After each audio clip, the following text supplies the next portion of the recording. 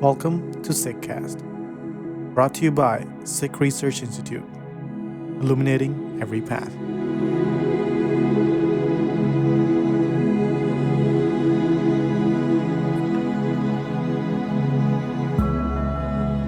Waheguru Ji Ka Khalsa, Waheguru Ji Ki Fateh. My name is Jasleen Kaur, and I'm a researcher at SikhRI, and I'm also the SikhRI 201 track lead for our Sidak program in the summer. This is the Sidak podcast series where we interview alumni from Sidak over the past few years. I'm joined here today by Radhika, and we're going to get started. So, Radhika, please tell us a bit about yourself, where you're from, and what made you decide to attend Sidak in 2024, I believe. Yes. Waheguru Ji Ka Khalsa, Waheguru Ji Ki Fateh. Um, yeah, I can get started by talking about myself. So I'm Radhika. I use she, her pronouns. I am a third year PhD student at UC San Diego in the Ethnic Studies department. And I grew up in the Gulf. I think that's significant about me. Um, and yeah, why I decided to come to Sidak is something I still think about now. Like, why did I do this super transformative experience and get lucky enough to like be there, meet all these people? That's something I think about a lot. And I think all things considered, the main reason was like me hitting a lot of maybe like walls, academically, personally, also in organizing work. You know, I just I feel like I was finding myself in a lot of personal situations and like just spaces in community where things were not feeling authentic to me. And I was feeling like I have to show up in certain types of ways that are about making this world, or like being in this world that were not in alignment with me. But I am someone who operates on a lot of fear. And even though, like, knowing this, like, conceptually, that Sikhi tells us to be fearless, like, I don't know how to implement this in my life, like, and that's how I was seeing myself um, act out in the world. And I wanted to change that. And that was my primary reason to come to Siddharth, actually.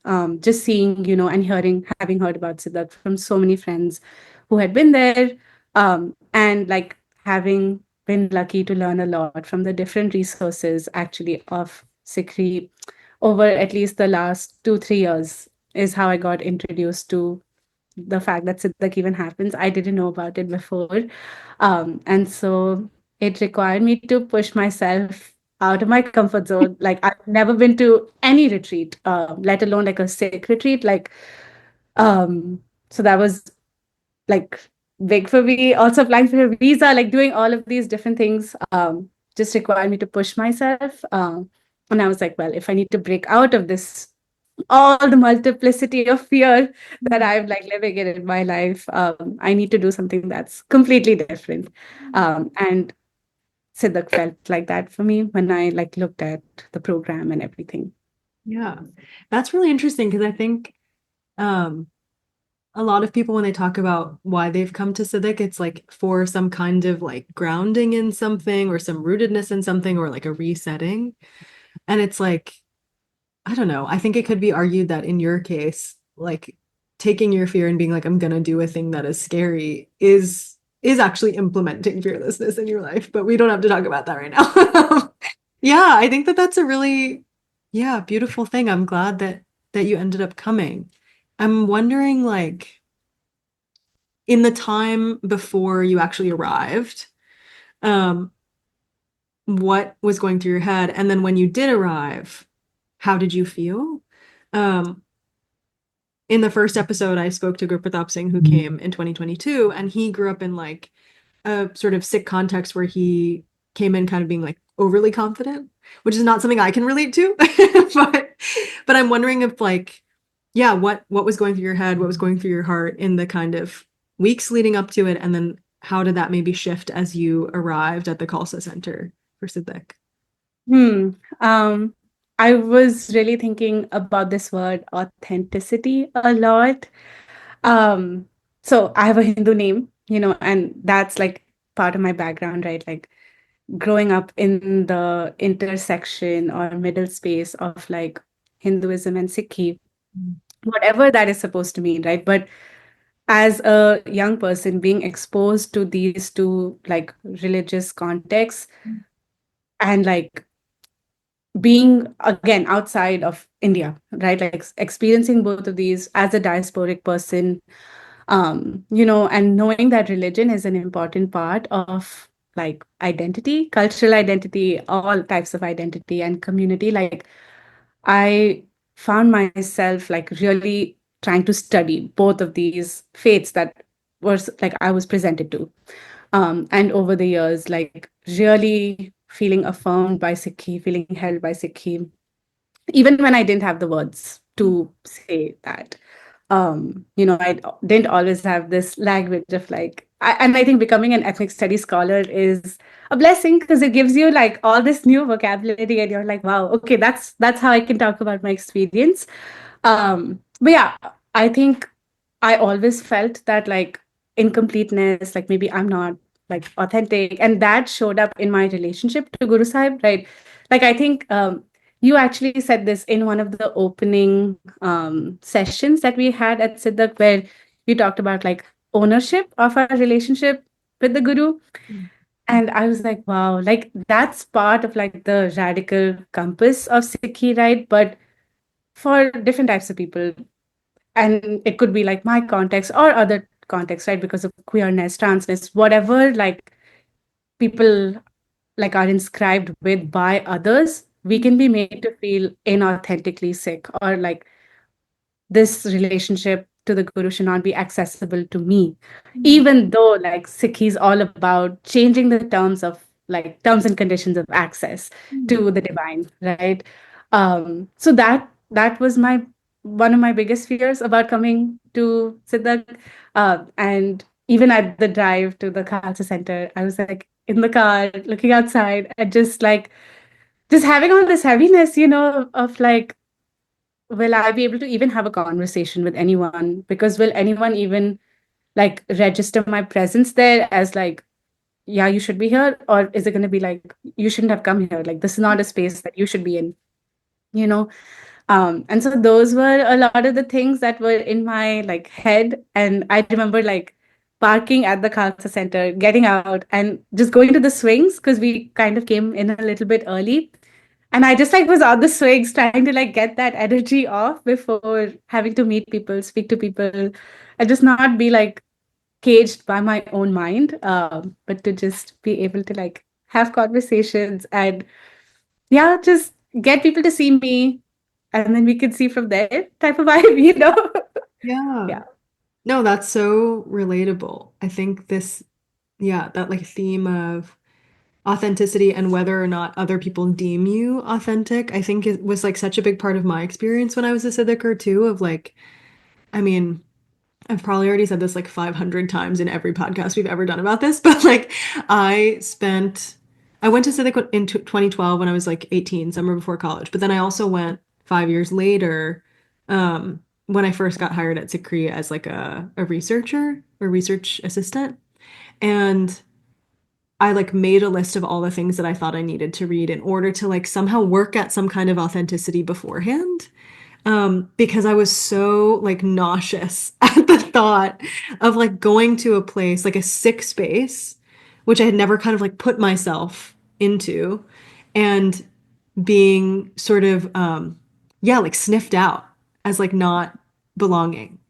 Um, and I did not read a single book on that list. I think I maybe read one. And I was like, okay, well, I guess like this is it. And I think I was like so nervous until maybe that evening of the first day. Because by then I had started talking to people and I understood very quickly that like most of the people there are feeling some kind of version of that.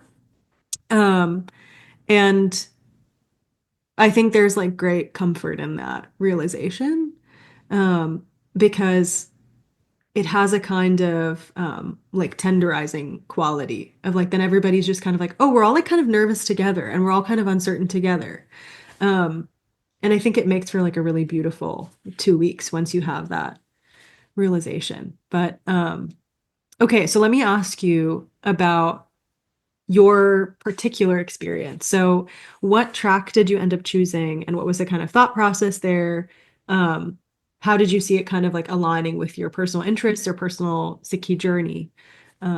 Yeah, over those 2 weeks. Yeah. Um, this is a bit of a heavy question, because even though I knew I wanted to come to Sidak, like as I already mentioned, like I was like, oh, I feel like maybe 201 would be really interesting for me. And then for like Gurbani 101, I was like, well, I'm not good or fast at reading Gurmukhi. Like it takes me an hour to get through like, just a sentence. So I was like, okay, maybe not that.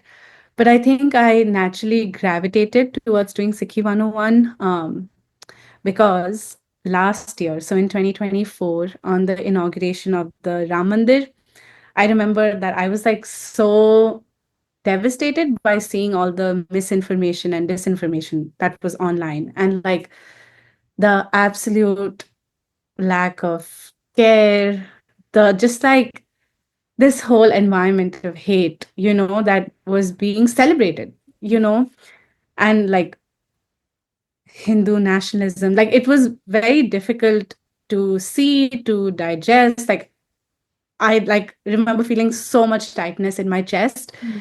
And again, the spaces, conversations I was in, like throughout that day were so like so much about despair, and it was like I was feeling like I cannot hold this anymore. And I don't know what channel to turn to. I don't know how to metabolize this. I'm struggling. And that evening, um, we like four of us ended up doing Asakivar together on Zoom. We only did like four bodies. And the way I left at 8 p.m., that Zoom session, with not like a toxic positivity mindset or any of that, but I was like, we can fight this. Like we can, it wasn't like an innocent hope of like it's not informed, it's not grappling with all this like heaviness and history and context, but it was like we just have to be in genuine relationships with each other, and nothing is big enough to break those relationships and our resistance. Like just understanding that nobody said these words, it was us just working through line by line of the first four bodies of Asakivar. And like the fact that like us, right, like we can do this, we can fight this. And I was like, I would be silly to not start my Siddhak journey with going to Sikhi 101 as my track, you know so yeah, this is like a small answer to why I did it. There are many more similar types of like reckonings that I have been having for like at least 2 years, um whether it's like identity politics or like you know icing out of people from spaces that is not in alignment with like transformative justice principles, like giving up on people, Mm. considering people irredeemable, like all of those things that are so divorced from the Sikh ethos. And like the only way I realized that was just this, like my nervous system was not able to reckon with them. Mm. But then I felt like Asakivar was like a hug for me in all of that. I could just close my ears and my eyes and sit with Asakivar and feel like, okay, I'm having the tools to deal with this world, and I can be in this world, and turn it and build something different. I think that's why I chose my track.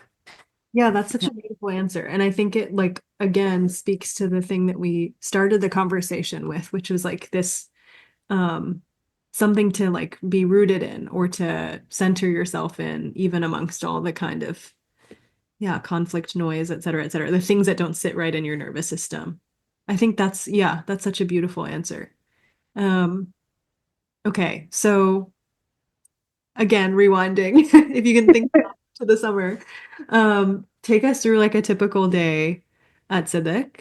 Um, you don't have to go like hour by hour, which is kind of Okay. But just like, yeah, a rough kind of sketch of the day, and how that kind of like schedule or structure lent itself to the experience for you. Yeah. Yeah. Um, so I tried to make it to nickname most of the days, which was very interesting for me because again, it ties back to fear. I am scared of dogs. So, like, at Sidak, there were all these signs of like bears and snakes. And I was like, I'm scared of dogs here. Like, and there are dogs on the property, which I didn't know about. So, like, the moment I saw them, like 10, 15 minutes after I got there, I like turned to my friend, being like, why didn't you tell me there were dogs at this site? Like, I wouldn't have come.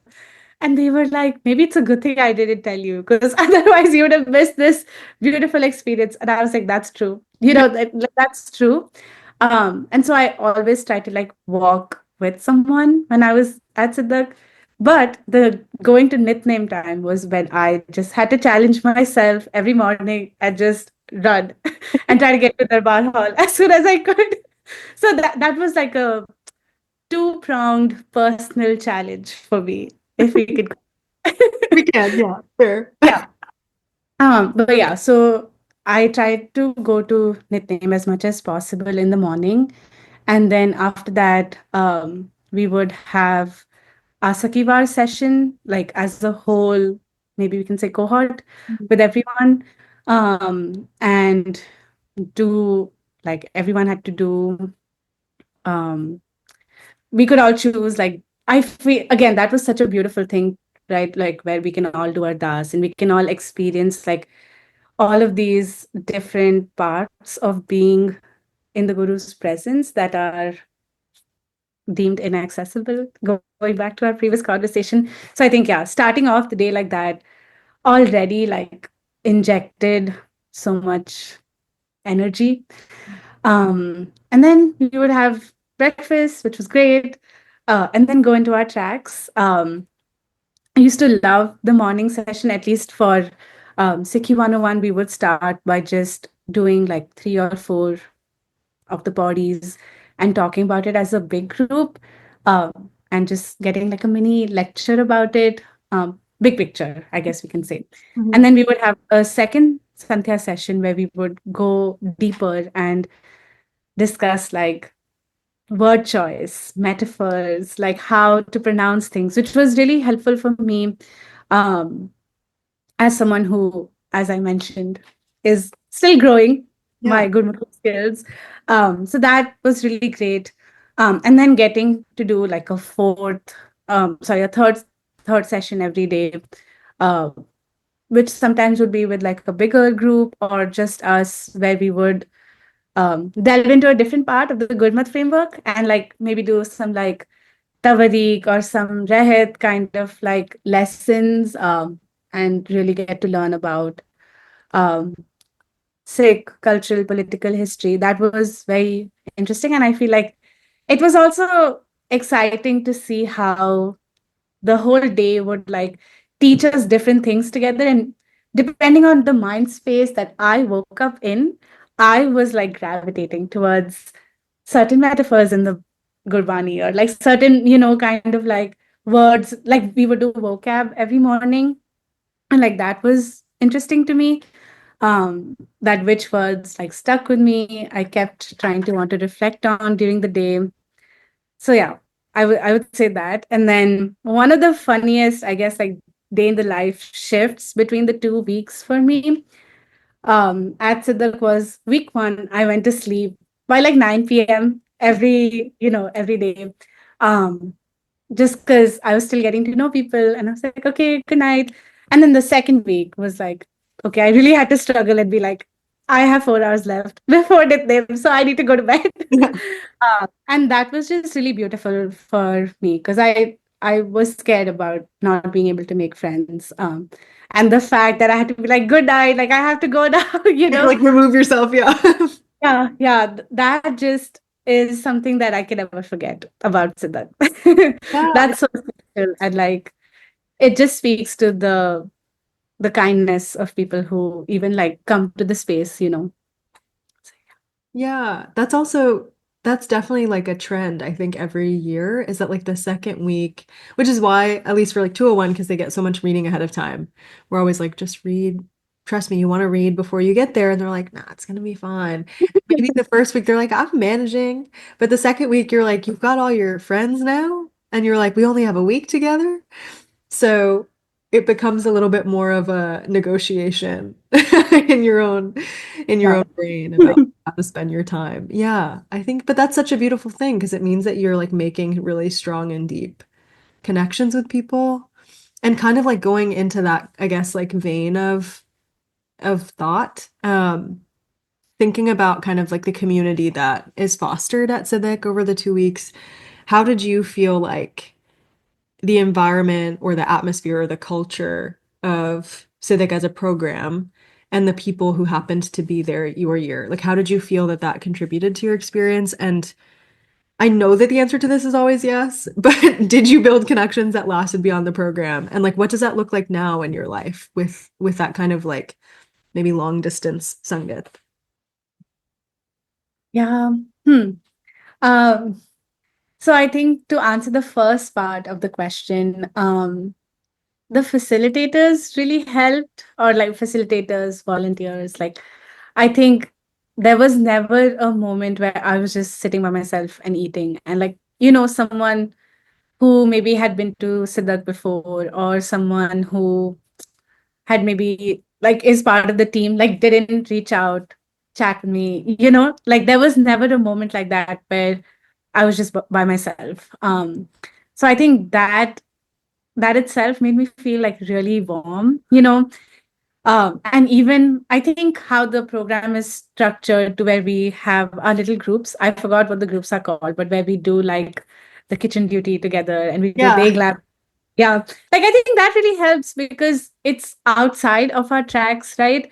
So then I had some really good conversations with people about what's going on in your track. And like, I know that in 201, for example, people had final projects, which were so exciting to like hear about. And I just, it made me super excited to like also keep doing Siddharth and hopefully get to 201 one day and do those projects. But I think, yeah, that structure itself, like, helped me talk to people. And another small thing that I would like to mention is, um, I came with a big suitcase, and by the time I like dragged my suitcase up the stairs, I thought all the rooms were gone. Um, and I was so shy to ask someone like, "Can I room with you, please?" And then I was so lucky that like my roommate ended up being this amazing person who was like, "Do you want to room with me?" And I was like, "Yeah, if you don't mind, can I?" And I think that honestly ended up like pushing me out of my comfort zone and ended up being really good for me because otherwise I could have been the person hiding in my room, you know? Yeah, I really feel that. Yeah. And so I'm in hindsight so grateful that my big suitcase took me forever to like come up the stairs and feel like I didn't have a room like left. That ended up being the biggest blessing. So there's that shout out also. But then coming to the question of long distance Sangat, which I feel like always has like my most cherished Sangat spaces have always been virtual. So this is a great kind of like addition to the repertoire. But it's been pretty cool. With one of the friends I made at Sidak, we have been taking Gurmukhi classes. Yay! So Wow. we're trying to like, yeah, we have I think like 4 classes left. But we've been doing that since November. So hopefully, we show up with some better skills this time. But it's been good to like just motivate each other. Been like, okay, I'm going to class today. Are you coming? Yeah. Like that side of things. And then also we have like Gurbani Vichar sessions with like some of the other Siddakas. So we've been going through like the Mool Mantar. Wow. Once a month, we tackle like one concept and just like have in-depth conversations about it. And oh, I even went to Toronto and met some of the people from Sidak, and we got lunch together, and that was really exciting. So yeah, that was not, I guess, online. Yeah. So that was more in person. But yeah, just like things like that, and just being in touch with people. Um, yeah, I can't believe that people want to still stay in touch with me and like meet up and like actively be like, let's do things. Yeah, it's great. It's so Yeah. great. Yeah, it is really, I mean, I feel like we always talk about the Civic Network being really strong, but, and everybody's kind of like, okay, yeah, like, sure, I'm sure it is. And then you like go to a place and you realize that like you kind of know people in so many places now. And the like excitement about meeting up or the excitement about catching up, et cetera, is like always so high. And you're like, oh, I guess this is real. I guess this is really a thing. Yeah, and it feels really lucky. And I think a lot of that is about the like kind of atmosphere that everybody works to create there. Um, yeah, it's just like a very encouraging and like vulnerable one. Um, yeah, I've always appreciated it. Even like now that I'm on the kind of other side of things, I'm still like um yeah, like constantly like learning from from people who are no longer at Civic, but who I'm like, ever so often speaking to. It's really special. Um, Speaking of like environment and vulnerability and support, etc., were there any moments that you can like think of specifically in your brain where you had to kind of like tackle that fear in real time or like put yourself out of your comfort zone, even if it was like something small? And how did those moments sort of shape you there and sort of beyond as you came back from Civic? Hmm. I guess I think yeah, in general, like about speaking up in class, like, and initially I was like, oh, like I don't know about sharing my insights. Like I don't know about things like that. But I think what helped me honestly become vulnerable and open to share was like going on walks with people, like the babies on the block walking group. Honestly, that's I think the best part for me in terms of just getting me to talk to people outside of a class Yeah. setting about these like things that we would like be trying to process that we heard about in class, and we're like before going to the next session you're like, let me just go outside, take a walk, and be like, what am I really grappling with? And yeah, I think that like working through that, I feel like I shared, maybe overshared so much about myself with people and received that like I didn't feel that people were weirded out by me Mm. trying to like actually apply this, to my life, and share all the like complexities that I was sitting with. Yeah, I think for me in Sandhya session, I remember reading one of the bodies in Asakivar and really struggling to apply it to our like present world context, and just think about like global Islamophobia and like being like, how do I like ground this Mm. particular world? That was feeling really difficult for me. And then my facilitator was like, it's okay to feel this type of heaviness, Mm. like that makes a lot of sense. But like, how can we, again, going back to Gurmat framework, contextualize this in like history and like, like where is this coming from? Why is Guru Sahib like giving this to us? And then how do we apply that in our present day? And I was like, wow, we can work through this. It doesn't need to be like a cancel culture vibe, in our interaction with Gurbani. Like, Yeah. and I think like that for me helped me, I guess, like tackle the fear real time. Because I was like, should I say this? Like, should I Mm. not say this? Am I gonna get canceled? Like, Mm. I just like thinking back to our discussion on perception, like Mm. maybe I'm perceiving this wrong. How are people going to perceive me talking about this? Mm. But yeah, just being able to work through that, I think was really helpful for me. Yeah, I think that's great. And I think it ties into something that Gurpratap and I were talking about in the first episode about um Siddhik really like emphasizes the importance of like attention to whatever it is that you're reading or working through. And I think something that we talked about, which I think is so common, is this like more like extractive or black and white answers kind of way of interacting with body. And so it has made us sort of less inclined to be curious or less inclined to vocalize our curiosity or our lack of understanding, because we're like, well, like, does everybody else just like understand this? And everybody else is just like, okay, that's what it means. It just means what it means.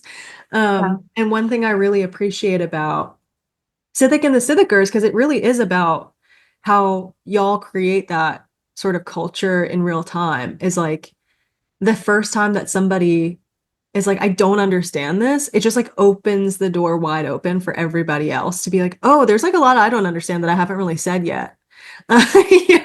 And it's nice to spend time and attention to try and come to an understanding instead of being like, can you just tell me what this means? And I think that that's, yeah, I'm always like amazed by that. Again, that like bravery by Siddiqers, to be honest, I like often feel like if I was in their shoes, I don't know if I would do all that.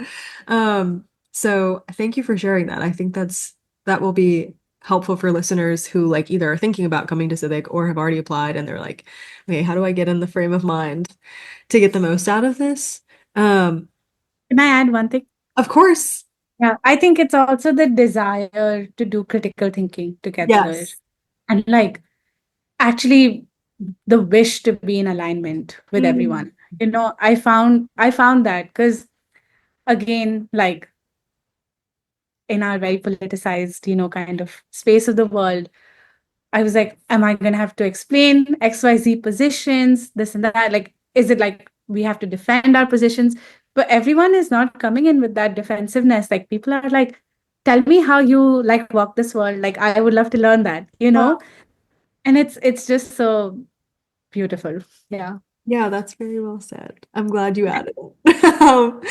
Okay, well, so kind of, sort of along the same line, did you feel that you needed to have like prior knowledge of SikhRI or of like particular things within the track topics in order to participate? And like, if you did you still feel that way about the by the end? Yeah, what was your experience with that? So I read my whole reading packet before coming because I was nervous, not to show up, but literally to be like, because I was like, I'm inauthentic. I don't know everything, you know?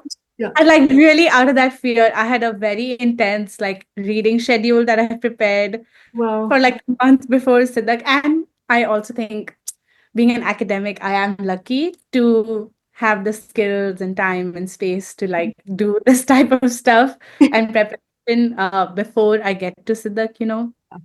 Um, but yeah, I think once I came there, I think it was helpful that I had like gone through the reading packet itself, and I think it's really nice that you know we are given that beforehand, so we get a chance to like think about the topics and know like what's going to come at us, like when we are going to be at Sidak. I think no one was like, okay, let me quiz you right now, and like some you know some type of like a I don't know like carceral questioning and you're going to be punished if you don't know enough. It was nothing like that, Yeah. which I appreciated, but at least it informed me that this is how I need to like strengthen my mind and like just myself, you know, for the different types of discussions that we're going to have.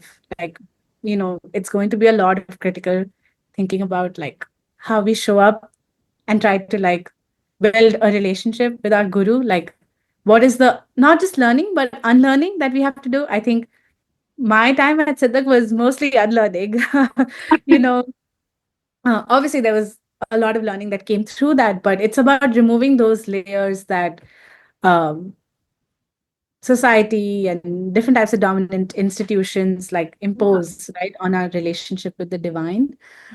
Um, so yeah, I think that's I would say that's my like takeaway from the thing, that it's not that we need to know so much and have read so many books something I did. I issued a bunch of books from my library um, the term before I came to Siddharth. Never got a chance to read Okay, them. so we're actually the same. Yeah. We are the same. Yeah.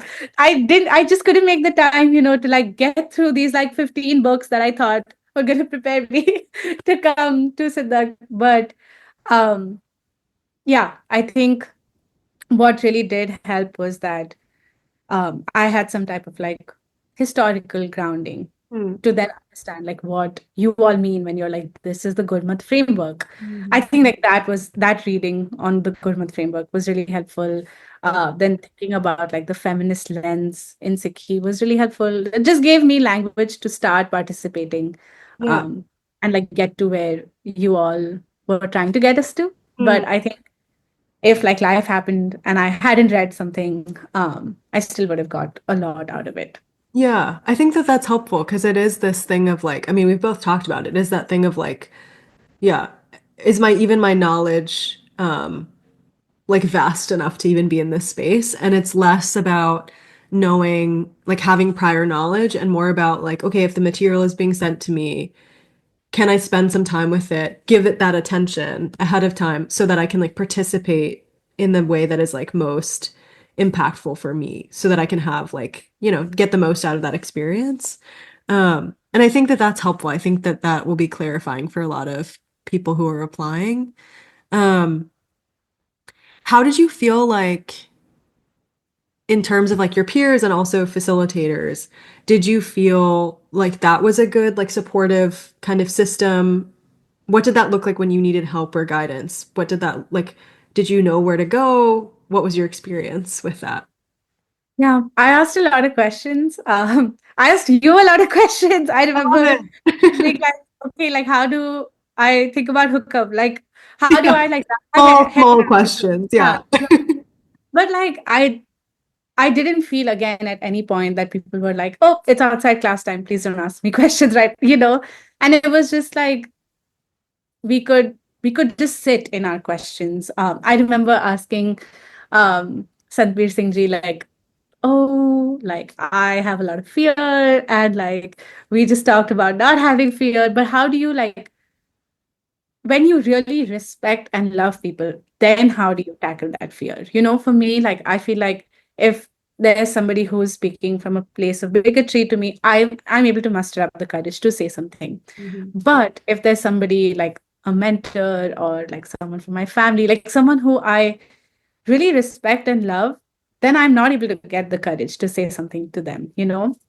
And so he was like, well, there is no easy way to that. You have to cultivate that from like your relationship with the guru and Bani. And I was like, okay, thanks. Like I needed that, so I think, yeah, just everybody felt really accessible to me, and I could just go and be like, I actually didn't understand anything you said because I'm struggling with like wrapping my head around this because of this experience I've had, and everyone was like willing to hear me out and be like, that's pretty normal, not in a way of like gaslighting me, but just being like, that's real and you will be able to work through it. And these are the tools you need to make sense of it. Mm. And I feel like I've been able to continue that even after Sidak with like some of the people who I got connected with, like on social media, or just have been able to be in touch with because of the WhatsApp groups and stuff.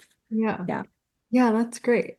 I think, yeah, this has been so good. I think we can like start to wrap up so that I have a few questions for you as we kind of close out. Uh, this one is like a big one. It's why Civic? But like, let's pretend that there's somebody watching that. I mean, I'm sure we have many, many millions of people watching this. But let's just pretend we have somebody watching or listening to this podcast and they've got the application open in like one of their tabs on their computer and they've like been kind of toying with the idea of finishing it, but they're putting it off or they're scared or whatever. What would you say to the people who are unsure about applying, but they're thinking about it? Yeah.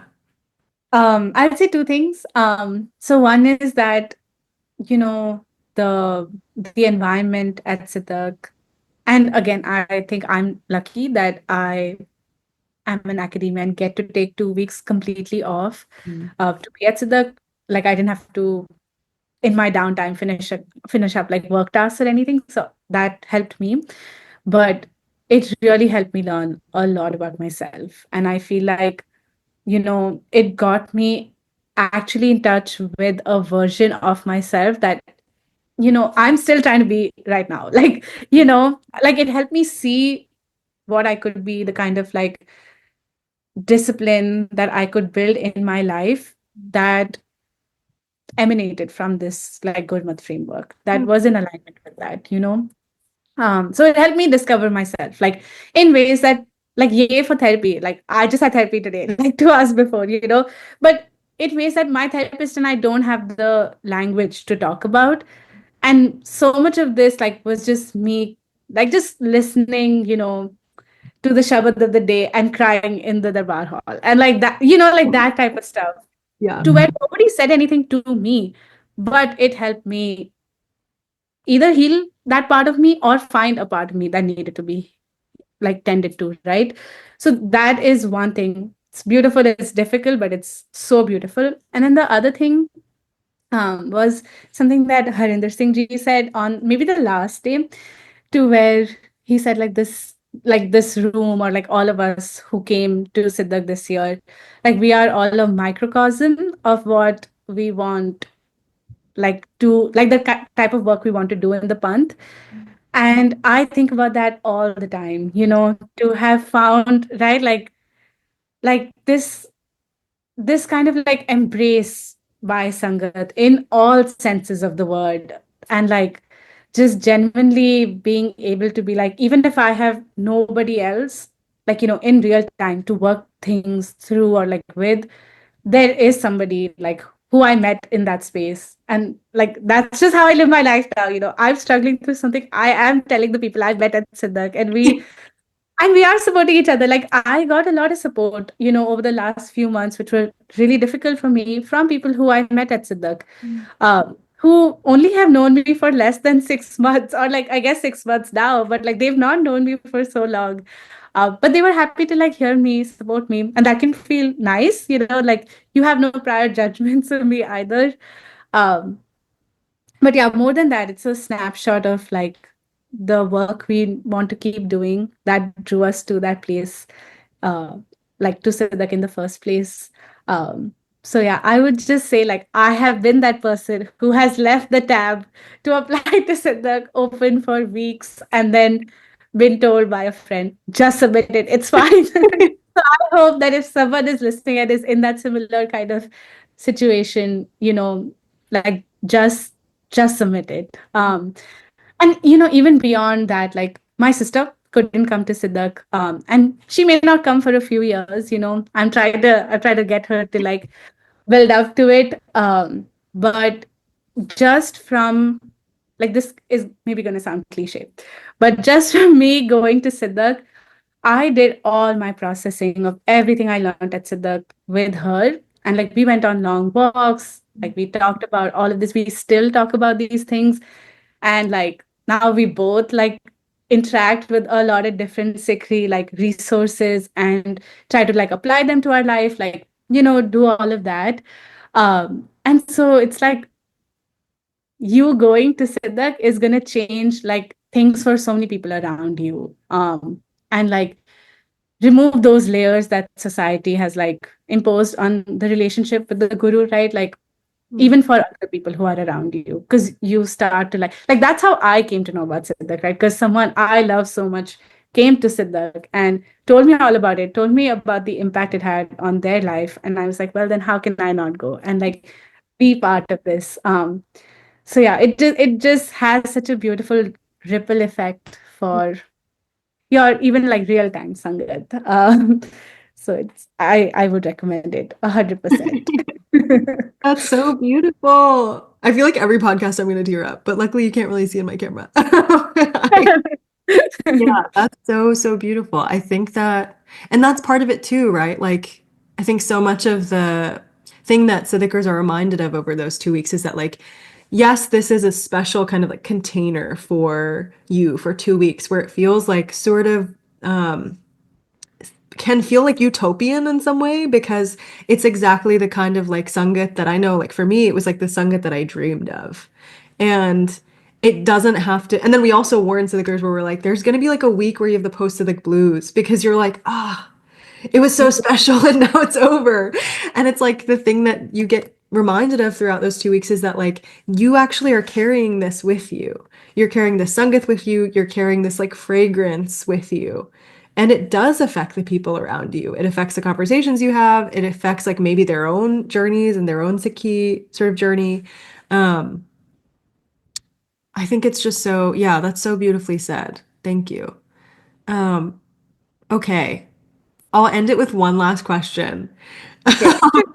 There's one that's like kind of intense, so I'll let you pick between the two questions. One is if you could describe Siddhik in one word or one line, what would it be? And then there's one that's just like, is there anything else that you want to share about Siddhik? Which feels like a less sort of pressure-filled one, but I'll let Yeah, you. I'll take the second one. I'll take Okay, the yes. second. As I you don't have as someone, I mean, I think you've heard it in this podcast. I go like all say. around, yeah, to explain the kind of way, even in this sentence. But I think the one thing I want to share is, we did this exercise every time in the morning, which was what is the word being used to describe the divine?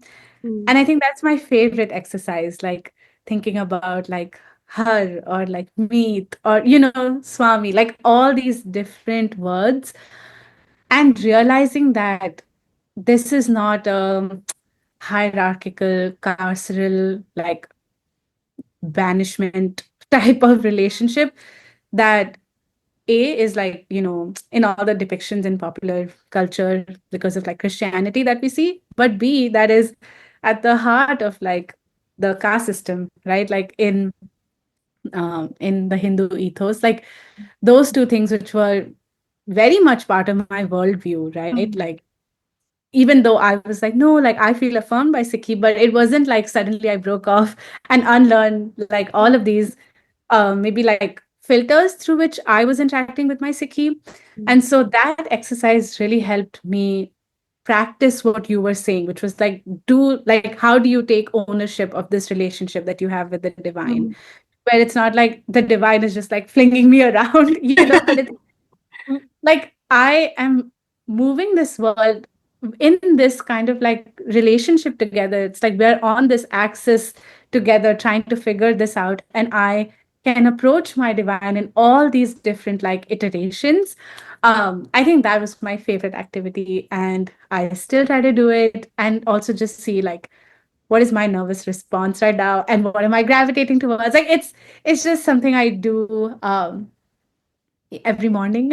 So if that's something that like I don't know resonates with other people, but that was one of the most, I guess I said this many times, but a beautiful takeaway from Siddharth for me. Yeah, but I think that that's so, yeah, illustrative of what we've been talking about this whole time, which is that it doesn't even have to be that there's like, along the theme of I have to read 50 books before I go to Sidik, it doesn't have to be that you leave Sidik and you're, you know, going from having like no kind of routine sort of, yeah, routine or structure in your own sort of day-to-day experience of your Sikhi into like, I'm doing all of these bhakts, I'm doing all of these things. It's like about taking whatever is resonating with you in a moment and allowing that to work on you. And it goes back to the same thing that we were talking about before of like, if you give the thing enough attention and you sit with it long enough, even the smallest things, like even a word, can do something beautiful to you. So beautiful. Thank you so much. Okay, so this was episode 2. Thank you everyone for joining us. Thank you, Radhika, for your time. As always, if you have any questions about Siddhik, any clarifying things that you want to have the answer to before you fill out your application, and if you have any questions about sort of track content, you can go to sikhri.org/Siddhik, and there's videos and kind of summaries of each of the tracks and what to expect. If you've got that tab open, fill it out. And we hope to see you this summer. Thank you so much, Radhika. Waheguru Ji Ka Khalsa, Waheguru Ji Ki Fateh.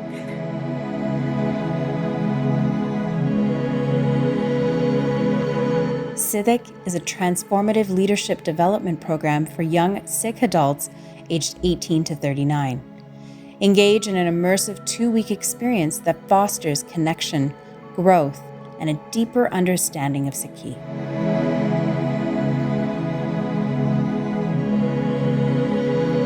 You are listening to SikhCast by Sikh Research Institute, illuminating every path.